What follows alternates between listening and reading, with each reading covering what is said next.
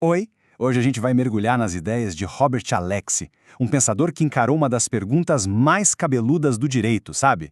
Como é que a justiça pode, de fato, se basear na razão? E essa é uma pergunta que está no nosso dia a dia, né? Pensa só, liberdade de expressão contra o direito à privacidade.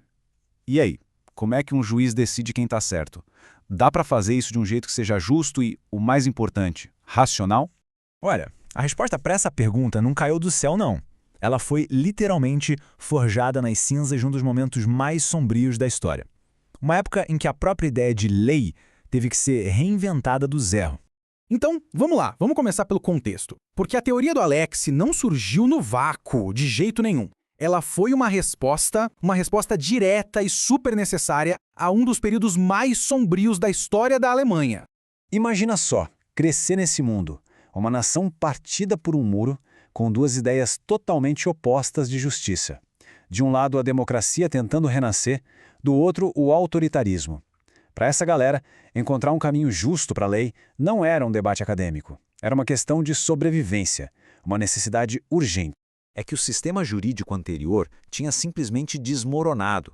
A filosofia que dominava na época era o tal do positivismo jurídico, aquela ideia de que lei é lei e pronto, acabou.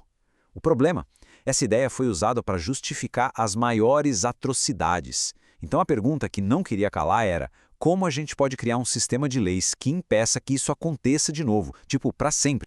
E é bem no meio desse cenário caótico que surge o nosso protagonista, Robert Alexy. Um cara cuja mente foi totalmente moldada por essa busca desesperada por uma nova forma de justiça. A história de vida dele e a da Alemanha meio que se misturam, sabe? Ele nasceu no meio do caos, da derrota, e cresceu junto com a reconstrução do país. A geração dele não podia simplesmente virar a página e ignorar o passado, não. Eles tinham a obrigação de olhar para trás, encarar o que aconteceu e construir algo muito melhor. E aqui está o ponto-chave sobre o Alexy, o papel dele como um integrador. Em vez de jogar tudo para o alto e começar do zero, ele foi lá e buscou unir as melhores ideias de diferentes correntes de pensamento para construir algo que fosse mais forte, mais completo.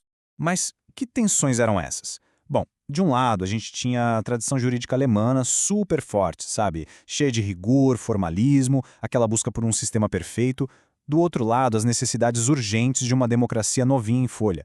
Flexibilidade para lidar com problemas do mundo real, reconhecer que existem várias visões de mundo, inovação. O grande desafio do Alexy foi justamente fazer esses dois mundos conversar.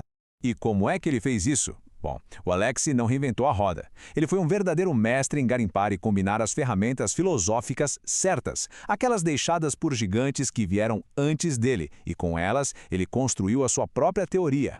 A primeira peça desse quebra-cabeça veio de Jürgen Habermas, com uma ideia que foi revolucionária. Saca só, a verdadeira legitimidade não vem da força, do poder, vem do diálogo. Uma decisão só é justa de verdade se ela puder ser defendida numa discussão aberta, livre, onde o que vale é a força do melhor argumento e não quem grita mais alto.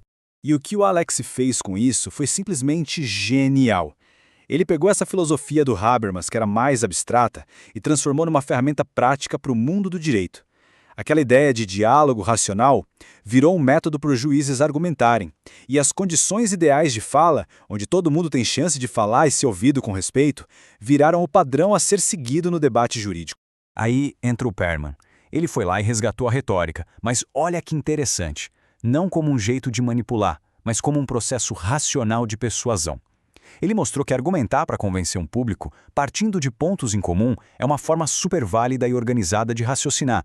E para o direito, onde tudo é, no fim das contas, argumentação, essa peça foi fundamental.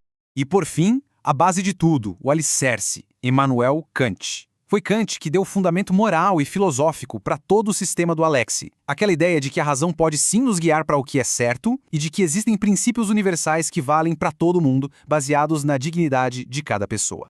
E aqui a conexão fica claríssima. O Alexy usou a filosofia de Kant para dar uma base de concreto para o direito moderno. A dignidade humana do Kant vira o valor máximo que a lei tem que proteger.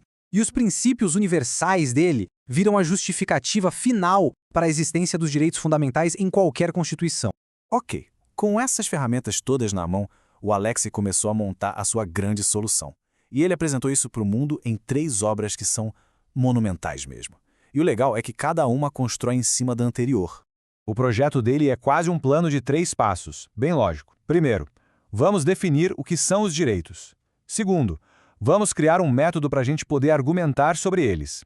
E terceiro, vamos juntar tudo isso num sistema que faça sentido.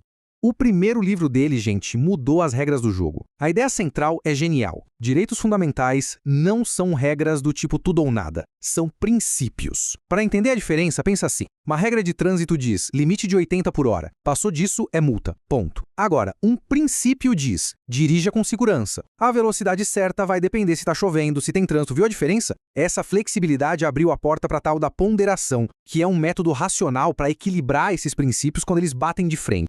Já o segundo livro foi tipo o manual de instruções. Se o primeiro livro disse o que a gente tem que fazer, que é ponderar os princípios, este aqui disse como fazer.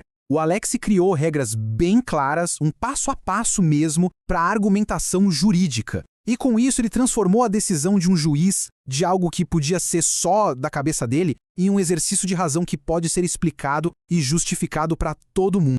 E para fechar, a terceira grande obra dele, onde todas as peças do quebra-cabeça se encaixam perfeitamente, é aqui que ele junta a teoria dos direitos como princípios com a teoria da argumentação racional e apresenta uma visão completa, amarradinha de como o direito funciona, ou pelo menos como deveria funcionar, numa democracia. Beleza.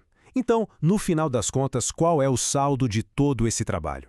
Qual é o grande legado que as ideias do Alexi deixaram pra gente? Esse número aqui resume a genialidade dele como integrador. Pensa bem, ele pegou 4 gigantescas tradições filosóficas: a ética do discurso, a nova retórica, a razão prática e as teorias de interpretação e conseguiu amarrar tudo isso num sistema único e super poderoso para o direito. Se a gente for resumir a tudo numa grande lição, seria esta. Para Alexi, o direito não pode ser só um comando imposto pela força. Ele tem que ser um processo contínuo de conversa racional. Na visão dele, a justiça é algo que a gente constrói em conjunto, sabe? Através do diálogo e da força do melhor argumento. Isso tudo deixa uma pergunta no ar, uma pergunta bem atual.